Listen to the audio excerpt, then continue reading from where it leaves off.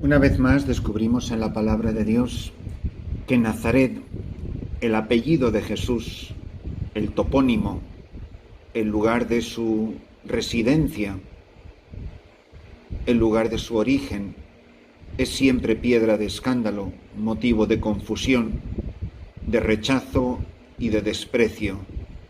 Esa palabra, de hecho, será una palabra maldita porque estará escrita en lo alto de la cruz en 3 idiomas, el nazareno, de Nazaret. Esto es lo que aparece hoy en el Evangelio de San Lucas, capítulo 4, versículo 16. En aquel tiempo fue Jesús a Nazaret, donde se había criado. Entró en la sinagoga, como era su costumbre, los sábados, y se puso en pie para hacer la lectura. Le entregaron el libro del profeta Isaías y, desenrollándolo, encontró el pasaje donde estaba escrito: El Espíritu del Señor está sobre mí, porque Él me ha ungido, me ha enviado para anunciar el Evangelio a los pobres, para anunciar a los cautivos la libertad y a los ciegos la vista, para dar libertad a los oprimidos, para anunciar el año de gracia del Señor. Y enrollando el libro, lo devolvió al que le ayudaba y se sentó. Toda la sinagoga tenía los ojos fijos en él, y él se puso a decirles: Hoy se cumple esta escritura que acabáis de oír. Y todos le expresaban su aprobación y se admiraban de las palabras de gracia que salían de sus labios. Y decían: ¿no es este el hijo de José? Y Jesús les dijo: sin duda me recitaréis aquel refrán médico: cúrate a ti mismo, y haz también aquí, en tu tierra, lo que hemos oído que has hecho en Cafarnaún. Y añadió: os aseguro que ningún profeta es bien mirado en su tierra. Os garantizo que en Israel había muchas viudas en tiempos de Elías, cuando estuvo cerrado el cielo 3 años y 6 meses, y hubo una gran hambre en todo el país. Sin embargo, a ninguna de ellas fue enviado Elías, más que a una viuda de Sarepta, en el territorio de Sidón. Y muchos leprosos había en Israel en tiempos del profeta Eliseo, y sin embargo ninguno de ellos fue curado, más que Naamán el sirio. Al oír esto, todos en la sinagoga se pusieron furiosos, y levantándose, lo empujaron fuera del pueblo hasta un barranco del monte, en donde se alzaba su pueblo, con intención de despeñarlo. Pero Jesús se abrió paso entre ellos y se alejaba. Es increíble el contraste que hay entre el comienzo de este pasaje evangélico y el desastroso final. El comienzo es majestuoso. Hombre, Nazaret no era una gran metrópoli de la antigüedad, pero tenía su sinagoga. Y dice que, como era su costumbre, Jesús rezaba con su pueblo, como un verdadero hijo de su pueblo, al Dios de su pueblo. Y entró en la sinagoga, como hacía todos los sábados, pero hizo una cosa extraña: se puso en pie, un gesto de majestad, de autoridad. Nadie le discute en ese momento el derecho de levantarse. Y dice que por el mismo gesto de levantarse le entregaron el libro del profeta Isaías. Él lo desenrolla y encuentra el pasaje. Él conoce bien la escritura. La escritura es Él. Él es la palabra de Dios. Él la conoce mejor que nadie, porque es su propia identidad y su propia misión. Y busca el pasaje concreto que le interesa. Y lee, proclama estas palabras. Recordad una frase importantísima de teología católica: toda la palabra de Dios, toda la Sagrada Escritura encuentra su cumplimiento definitivo en Jesucristo. Estas palabras: el Espíritu del Señor está sobre mí, porque Él me ha ungido, me ha enviado para anunciar el Evangelio a los pobres, para anunciar a los cautivos la libertad, a los ciegos la vista, para dar libertad a los oprimidos, para anunciar el año de gracia del Señor. Son poderosas estas palabras y se cumplen en él. El Espíritu del Señor, el Espíritu Santo, el Espíritu del Padre reposa desde el momento de la encarnación, de la anunciación, sobre Jesús de Nazaret, que siendo verdadero hombre, era verdadero Dios. Y dice que si es verdad que se levantó para hacer la lectura, enrolla el libro, lo devuelva al que le ayuda y se sienta. Recordad que muchas veces hemos hablado de la importancia de este gesto. Sentarse es propio de los maestros. El maestro estaba sentado, los alumnos con frecuencia en pie, los discípulos. Sentarse es hablar con autoridad. En la cátedra se sentó y dice que toda la sinagoga tenía los ojos fijos en él. Fijaros cómo va a terminar este pasaje. Están todos maravillados, fascinados con este hombre. ¿Por qué? Porque todavía no ha hecho nada que a ellos les moleste. Mirad, todos los sacerdotes nos encantan hasta que nos molestan. Todos los papas nos encantan hasta que nos molestan. Todos los obispos nos encantan hasta que nos molestan. Los sacerdotes son maravillosos mientras no digan algo que a ti te moleste, que tú te lo tomes como una crítica, que tú te lo tomes como una afrenta, sea individualmente o sea colectivo.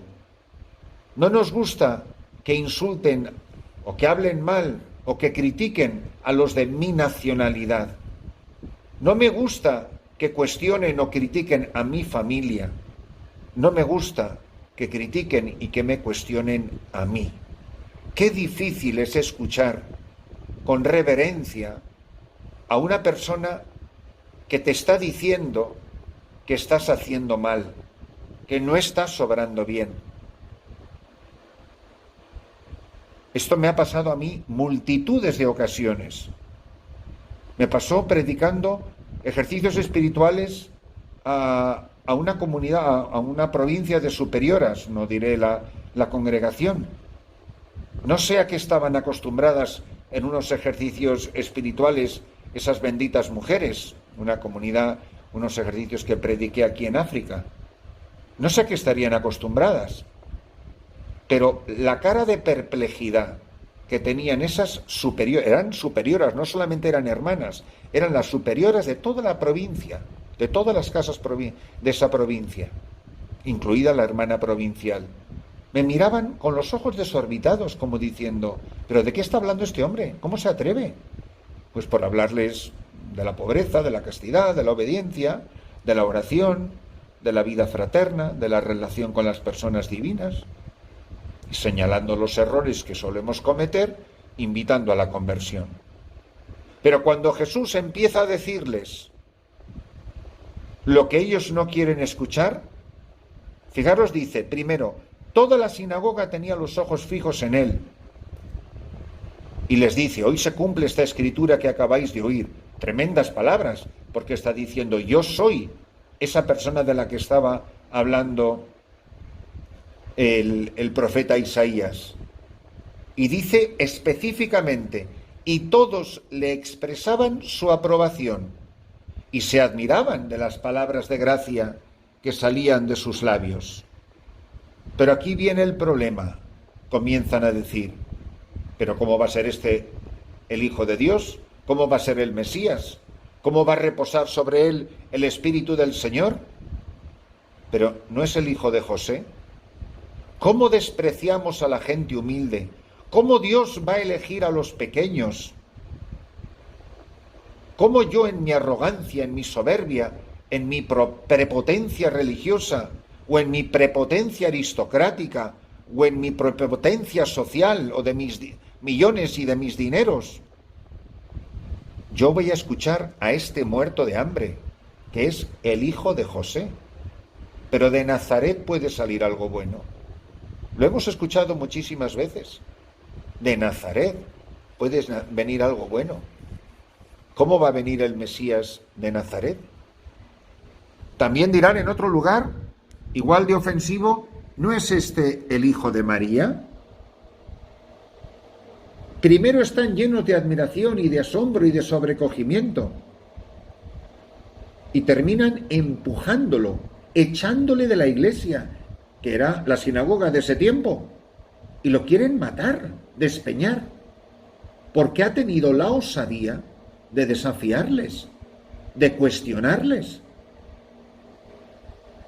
Porque no quieren más que ver signos como si él fuera un payaso o si fuera un mago, si estuviera ahí para poner un show, para entretenerles. Seguro que me diréis, haz aquí también en tu tierra lo que hemos oído que has hecho en Cafarnaúm. Como si él no fuera más que un títere de feria. Y dice estas palabras tremendas: os aseguro que ningún profeta es bien mirado en su tierra. Y cómo Dios escoge lo más lejano, lo que el Papa Francisco llama el descarte de la sociedad, las periferias del mundo. Cómo Dios escoge a lo bajo, a lo pequeño, a lo sencillo, a lo irrelevante, a lo que no cuenta, para confundir a los ricos, a los poderosos, a los que lo tienen todo y se creen que se lo merecen todo, y encima muchos no han dado un palo al agua en su vida. Y sin embargo, la majestad del Hijo de Dios, que se deja maltratar en su propio pueblo.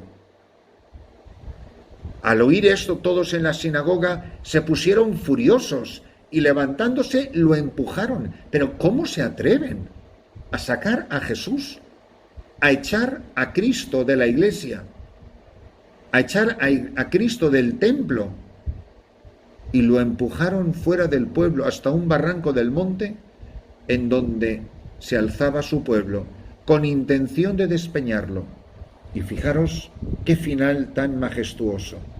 Pero Jesús se abrió paso entre ellos y se alejaba. ¡Qué horror!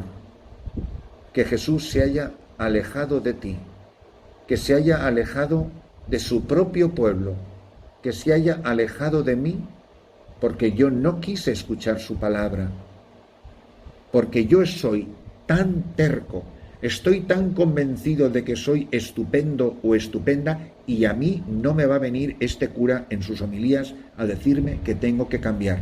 Lo que le pasó a esa comunidad de superioras, a esos retiros de monjas, que estaban esperando que fueran a regalarles los oídos y a decirle unas palabras beatas y piadosas de ánimo y de aliento, de ternura y misericordia llena de sacarina. Mis queridos amigos, Jesús es el Hijo de Dios y Jesús se abre paso entre la gente de su pueblo, la gente de su tiempo, y tiene que salir de ahí porque le quieren matar. ¡Qué triste!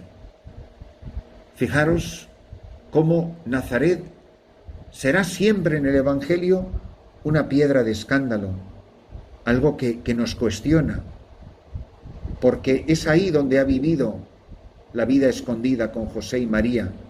Se trata de ser sus consortes, sus amigos. ¿Nosotros qué nos pasa? Que queremos vivir de las modas en las cosas materiales, modas en las cosas religiosas o espirituales, y esto es trágico. No estamos arraigados en Cristo. El Espíritu me ha ungido para anunciar a los pobres la buena nueva. Y en cambio, ¿qué digo yo? No es este el hijo de José, pero ¿quién se ha creído que es para decirme a mí lo que tengo que hacer? Y quieren literalmente matar a Jesús. Por eso, que cada uno de nosotros sepamos vivir con José, con María, con Jesús, como todos esos nazarenos de ese pueblo marginado y olvidado, y que no nos escandalicemos de que nos digan las 4 verdades que mucha gente no se atreve a decirnos. Necesitamos oír palabras fuertes que nos sacudan, que nos cuestionen, que nos saquen de nuestros apegos materialistas, de placer, de diversión, de entretenimiento, y nos haga concentrarnos en Jesús, que es aquel sobre quien está el Espíritu del Señor. Y a él le ha enviado Jesús para predicar, anunciar a los pobres la buena noticia. Si no soy pobre, la buena noticia no es para mí.